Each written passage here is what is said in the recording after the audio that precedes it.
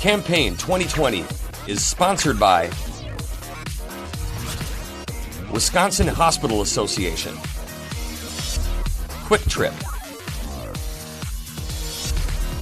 Wisconsin Counties Association, Wisconsin Realtors Association, and Wisconsin Operating Engineers Local 139.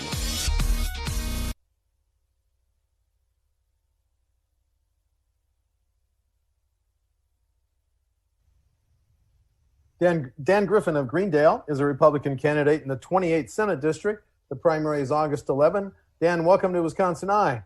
Thanks, Steve. Thank you for the opportunity. Nice to see you. Well, yeah, thank you. You're a first-time candidate. I noticed you've cited three issues on your campaign website: waste in government, quality education, and getting Wisconsin back to work.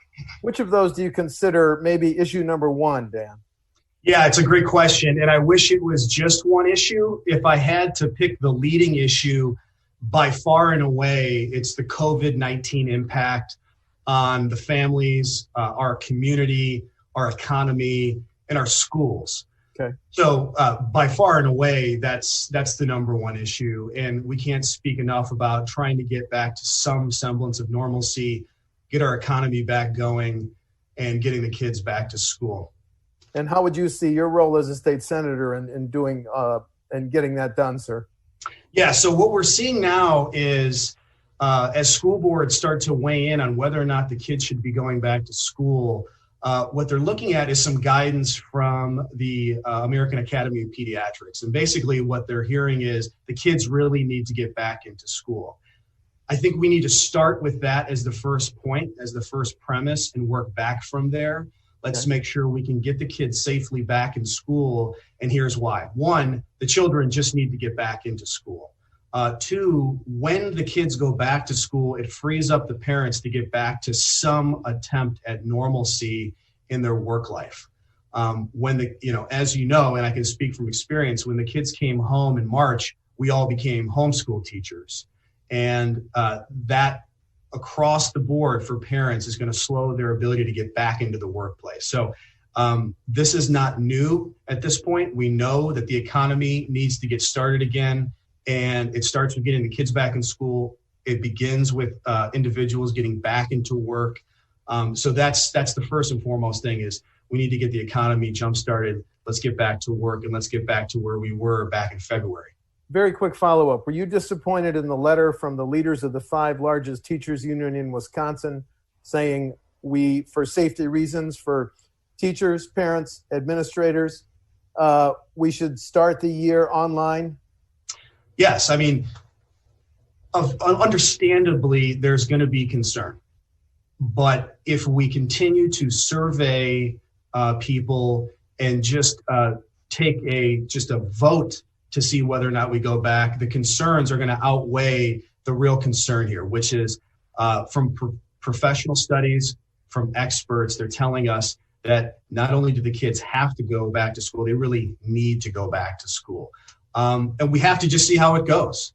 No doubt that this school year is going to look a lot different than school years in the past, but we cannot continue to wring our hands over what might happen. We just need to see what will happen. And we need to be nimble. I mean, there's no more, we threw out predictions and a sense of normalcy 4 months ago. So nobody is a stranger to being nimble and adjusting. And that's what the schools have to do. That's what parents have been doing. That's what the economy has been doing, trying to restart, is reacting, being nimble, being proactive. That's really the key word there is being. Okay, let me ask 2 pandemic follow-up questions. The pandemic, of course, strains state and local tax revenues and puts a real strain on our healthcare systems. We've seen how hospitals in Wisconsin and across the nation are fighting COVID. If you're a state senator voting on the next budget, you think Wisconsin hospitals should be an even greater priority than they might be in the current budget? No, we took about $2.6 billion under the CARES Act. I'd like to really see how that money is spent. I read, I think at last report that there was about $500 million, about $440 million was allocated to hospitals. So I'd really like to see how that money is spent. And that will give us a real world example as to how the money is being distributed and allocated before we go back and revisit whether or not hospitals should be prioritized or whether or not that should be reviewed. Let's see how the money is spent. Okay. And what about private businesses who follow the CDC rules and regs to protect their customers and their employees? Should they be immune from frivolous lawsuits? Yes. Your question kind of builds in an obvious answer. Not only should they be immune under the law from frivolous lawsuits, they should be immune from all lawsuits. The key to getting businesses the peace of mind that they deserve, that we all need, is to let them know now that they're not going to face a wave of litigation when they go back to business, either from their employees or from their customers. And look, as an attorney, I can tell you, and a small business owner, I can tell you that that type of peace of mind is important. It will give them the insurances that they need, that they can safely reopen without the fear of being sued out of business. And I can tell you as a defense attorney that the clearest indication to lawyers about whether or not claims can be filed is you have to make the law clear. This state, Wisconsin, will not be a fertile ground for lawsuits under the COVID-19 impact. Okay, thank you. If the governor's right and pandemic causes us to collect $2 billion with a B, less than general fund taxes, you're a state senator. Do you cut programs like K-12, which you established as a priority on your website, or do you raise taxes and fees to deal with that shortfall? Yeah, it's a great question. We are going to have a shortfall. This, as you know, is a day-to-day breaking story. I believe yesterday the governor announced and asked Joel Brennan to look for another $250 million in savings. Yep. So first and foremost, let me say unequivocally, we're not going to be raising taxes. That's not the answer. We can't tax our way out of this problem. But on the same hand, it's not going to be pretty. No one's looking forward to this tax shortfall. So we need to continue to cut where we can cut. I noted that under the $70 million, so the first cut that the governor requested, I think $40 million of that was coming out of the UW budget. So that's higher education. It's not K-12, to your point. But look, I wasn't in the room. I don't know how those decisions were made. What I've committed to is if I'm in the room when these decisions are being made, to the best of our ability, we're going to put our foot down when it comes to K-12 education. Everybody's going to have to tighten their belt.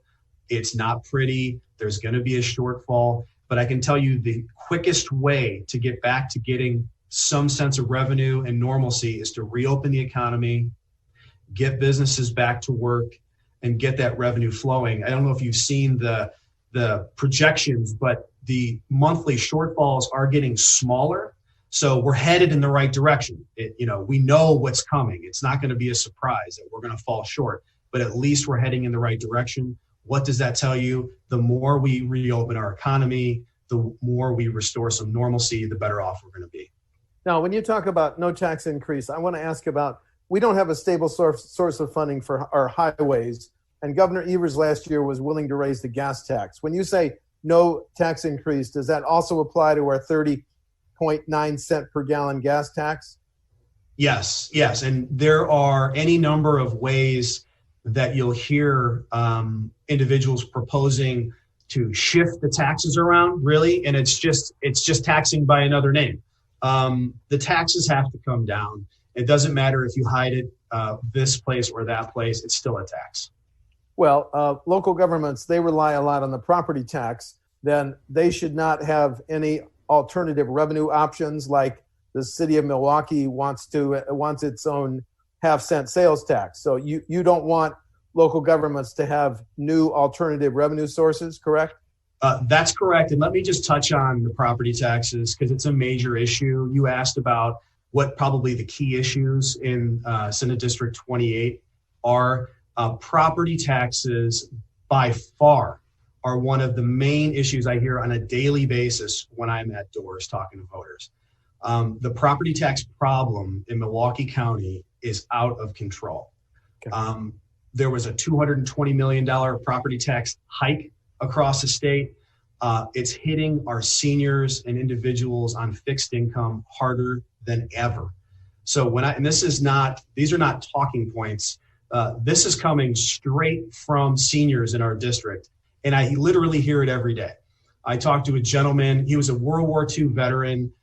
He expected to be able to play with his kids in his house. He bought his house in Milwaukee County 60 years ago. And every time his house is reassessed, he's thrown into a fight with professional assessors about the value of his house. That's just one story. And I hear many, many of these stories on a daily basis about seniors and those on fixed income being driven out of Milwaukee County. They can't afford to live in the county anymore, and we can't afford to lose them. Then a follow-up question, just to clarify. You think that the caps, the limits on property tax levies that local governments and school districts deal with must be continued? At a minimum, they have to be continued. The first piece of legislation I'd like to author is a freeze on property taxes. Freeze on property taxes until we can figure out how to control the rate of increase. Dave Craig should be commended, absolutely, his work in the district in getting the sales tax down in the county. That's the thing with taxes. You always see them going up and you never see them coming down. So he should be applauded for his years of service and making that change. That's helpful. We need to continue what he started and make sure that we can have seniors. I heard an individual straight from their mouth called it a senior brain drain. Now, if you don't live in Milwaukee County and you don't talk to people on a daily basis at doors, you're missing that. The news isn't covering that. So I'm here to tell you it's a real problem. And it's really driving folks out of their houses that they thought they were going to live the rest of their lives in. Okay. A new subject. Americans know a lot more about how some police officers treat those in custody than we did 4 to 6 months ago. The governor has introduced a 9-bill package, ban no-knock warrants, ban chokeholds, uniform training standards for those that want to be police officers. Could you support any part of the governor's package? Do you see any need for reforms with police? Well, I'll tell you what I do support is the men and women in law enforcement. They need our support now more than ever. Suddenly, we have forgotten how much we rely on men and women in law enforcement and how dangerous and difficult their jobs are. So I stand with them. There's a few things that have happened recently that I do not agree with that really need to be reexamined. Number one is this taking the SROs out of schools in the Milwaukee public schools. I think that's a mistake that needs to be, for a number of reasons, needs to be corrected, not the least of which is the police need to have a positive relationship with their communities and build relationships in the schools. And second of all, the police had a contract with Milwaukee public schools and vice versa. So that was just thrown out of the window. Mainly in reaction to what was happening. And that's been a real problem. And I think the governor was kind of asleep at the wheel on this one and started to suddenly react to what was happening. So first and foremost, we need to remember who we call on when things go bad. What I would also add is if we're talking about training or additional training, one thing I definitely would support is for first responders and police is training around mental health issues. If you look at the data, a lot of bad outcomes are derived from police interactions with those with mental health disabilities. Continued training in that regard, I think, is money well spent. The dispute in the Capitol over reapportionment, who should draw the next congressional legislative lines, the Constitution says the party in power shall draw those and forward them to the governor. The governor has asked that a People's Commission draw the lines and forward it to lawmakers to enact. Who's right? Well, I don't want to correct Steve here on the Constitution, but the Wisconsin Constitution actually says, and because this has been talked about so frequently, I went back and reread it. It's Article 4, Section 3 of our Constitution says that the legislature shall apportion and district. Mm-hmm. So not only is it the responsibility of those that we elect, it's their duty. It's not a who should do it this year or who should do it in this cycle or who should do it in this after this census. The Constitution is very black and white. The legislature shall apportion and district. That's the law, and what I can commit to do is to vote on fair maps and to follow the law. Okay. When local governments or school districts plan major public works projects, should there be a law saying they should give a preference to Wisconsin businesses? There was a study that said in 2015, out-of-state contractors got $72 million in public works projects. That more than doubled to 146 by 2018. Should local governments have to give a preference to Wisconsin businesses? The answer is whatever is most advantageous to the taxpayer. Now, let's keep in mind what a legislator's job is here. The legislature's responsibility and duty is to not look over the shoulder of private business and to not put their finger on the thumb of individual arm's length transactions, meaning free markets exist for a reason. The last thing the Wisconsin legislature needs to do is tell private industry who they should be hiring to do jobs. Now, here's what we can do, is make sure that Wisconsin is a climate and environment where labor thrives, where low cost, affordable workers are available for local business. So let's make Wisconsin a place where you don't have to look outside. So that's the real issue there, is why are businesses looking outside? Let's make sure that Wisconsin is a place that you want to hire, that we have. And again, a lot of this has to do with technical schools, technical training, and education. Let's make sure those are fully funded so that we have a wealth of resources in our backyard when businesses need to develop.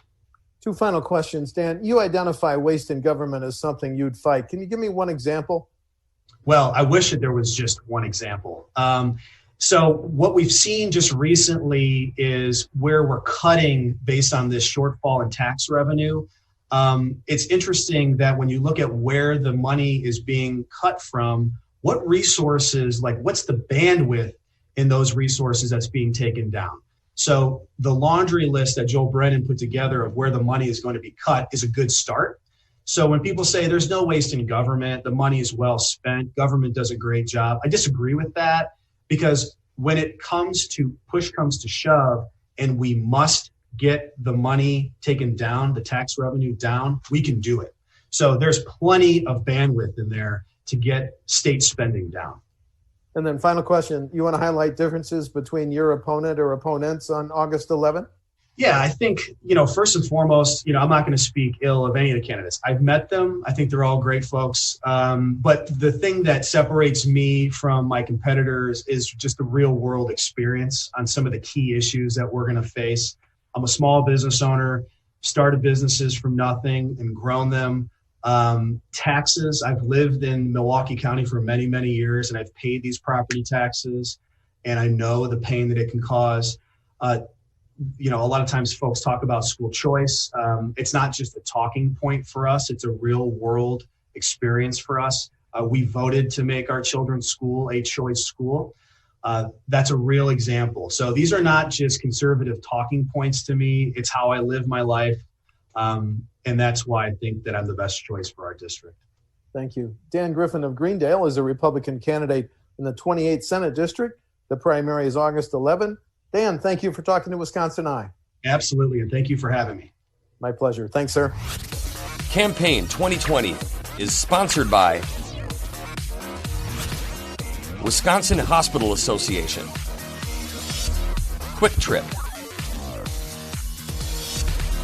Wisconsin Counties Association, Wisconsin Realtors Association, and Wisconsin Operating Engineers Local 139.